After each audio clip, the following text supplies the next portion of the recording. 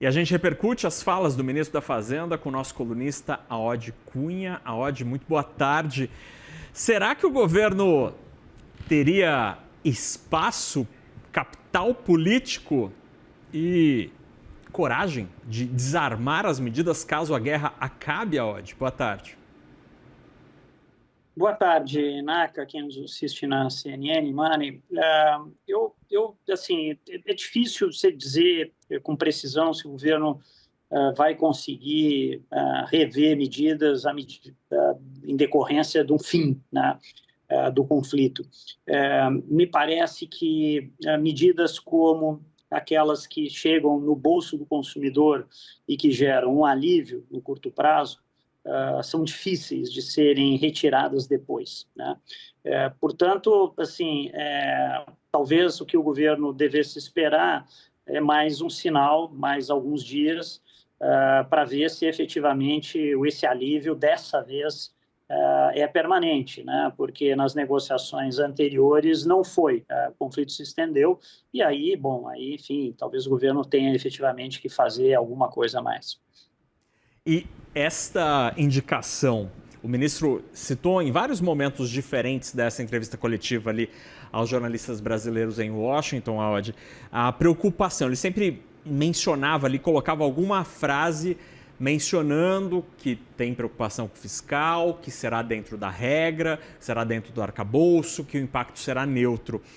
Qual que é a tua avaliação sobre esse início da gestão de Dario Durigan no que diz respeito a esta pegada fiscal? Te parece que o ministro traz consigo uma preocupação? Te parece crível? Naka, na verdade, tanto ao final a gestão do ministro Haddad quanto do Durigan agora, há uma fala do governo de como se ele tivesse cumprindo com as metas fiscais por eles traçadas dentro do arcabouço fiscal. Tá?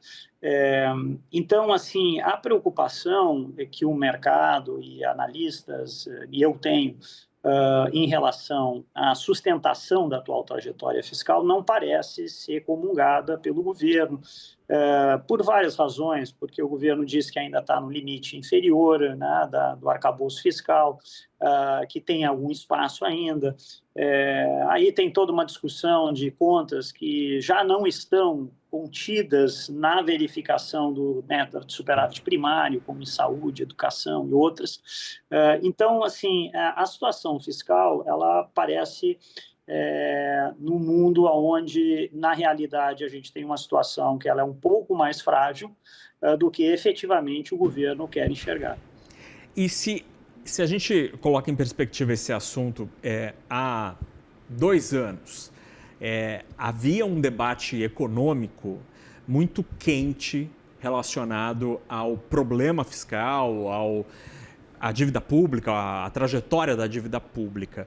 A gente explorou muito em toda a imprensa brasileira, a imprensa econômica, sobre este problema e os riscos relacionados a tudo isso.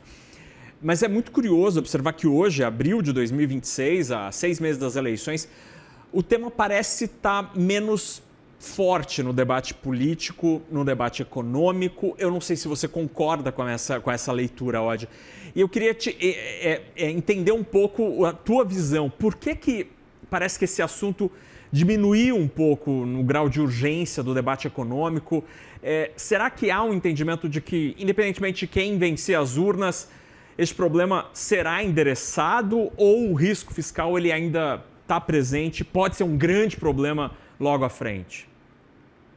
Boa pergunta, Naka. Eu tenho pensado sobre isso e acho que a melhor explicação é a folga na taxa de câmbio que o governo ganhou, a folga na variação do dólar, né? O real, vamos lembrar, início do ano passado, ela chegou a estar 6,25 a taxa de câmbio e agora está abaixo de 5, né?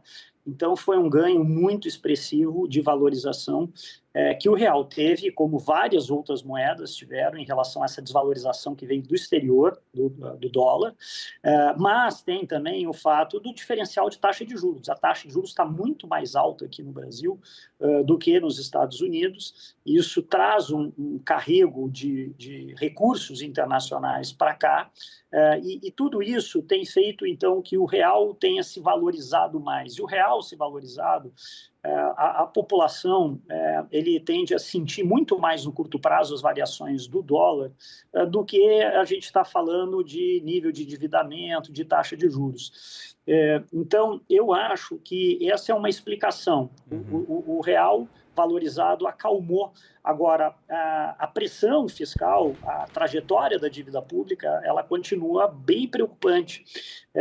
E, portanto, quando você tiver que fazer uma discussão sobre efetivamente como reduzir taxa de juros, esse vai ser um ponto importante. Nós vamos ter que voltar ao tema fiscal. O governo tem uma missão aí entre 2% a 3% de esforço primário do PIB que ele tem que gerar. Ele vai gerar isso com um aumento de mais carga tributária, que já foi de 30 para 33 em 3 anos, vai para 36, ou ele vai gerar com cortes de despesa. Essa discussão que acho que tem um dos candidatos está querendo enfrentar de cara, ela vai ser a discussão importante para o próximo ano, sim. E aí, eu vou repetir a pergunta que eu fiz essa semana no Capital Insights para o Pedro Rude, que é o sócio fundador da Leblon Equities, diretor da Ambima. Te parece que este assunto, que você nos explicou super bem agora, de forma muito resumida e clara, te parece, Aod, que a questão fiscal e a solução, a proposta para solucionar este problema será alvo de debate, será proposta durante a campanha eleitoral? Ou os candidatos vão ignorar este assunto e a gente vai ter uma surpresa depois das urnas? Infelizmente, eu acho que não. Acho que os candidatos, se tiver num cenário como hoje, né, com dólar relativamente sob controle, real valorizado, vão falar sobre a importância de fazer ajuste, que vão fazer ajuste, mas não vão dizer como. Porque o como, ele teria que vir para um ajuste mais duradouro, por cortes de despesas, de crescimento de despesas, de indexadores como o reajuste real do salário mínimo, como, eventualmente, uma nova reforma da Previdência com um limite de idade ampliado para novas pensões. Então, assim, é um debate difícil do ponto de vista popular, do ponto de vista da percepção do público sobre a situação fiscal, que vai ter que ser feito, mas, infelizmente, eu não vejo nenhum dos candidatos com um apetite para comprar essa discussão no período eleitoral. Que tristeza pensar que esse problema está aí, né?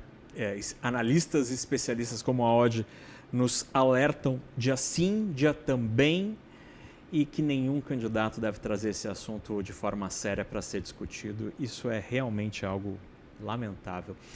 Aod Cunha, ainda bem que temos a tua presença para não esquecer destes assuntos e analisá-los como os números exigem. Aod, obrigado pela conversa, um ótimo fim de semana, bom feriado. Não sei se segunda-feira será um dia de descanso ou não, mas bom feriado para ti. Obrigado, Naka, para você e para quem nos assiste também, um ótimo feriado. Até logo.